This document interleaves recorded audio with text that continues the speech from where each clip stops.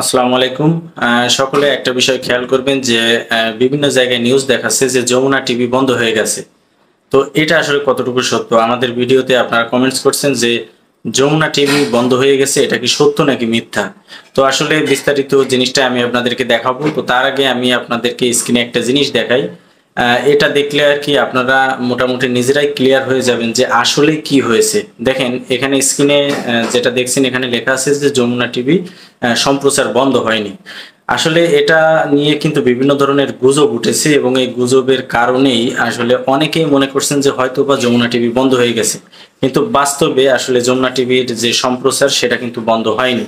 তো আপনারা বিভিন্ন জায়গায় বিভিন্ন ফেসবুকে, ইউটিউবে বিভিন্ন ভিডিও আপনারা দেখবেন যেখানে একবারে বিস্তারিত বলাই আছে যে যমুনা টিভি বন্ধ হয়ে গেছে। তারা আর কোনো ভিডিও বানাচ্ছে না বা যে ভিডিওগুলো দেখছেন এটা অন্য কেউ প্রচার করছে। তো এটা একেবারেই মিথ্যা একটি কথা।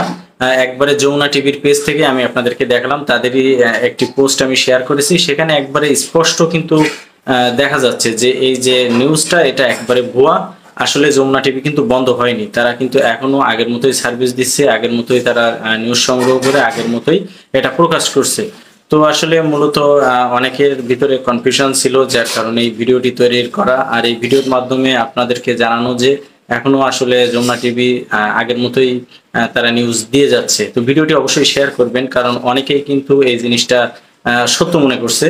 তো ভিডিওটি শেয়ার করবেন তাহলে আপনার মাধ্যমে অনেকে কিন্তু জানতে পারবে যে আসলেই যে নিউজটা ছড়িয়েছে এটা একবারে ভুয়া একটি নিউজ। ধন্যবাদ।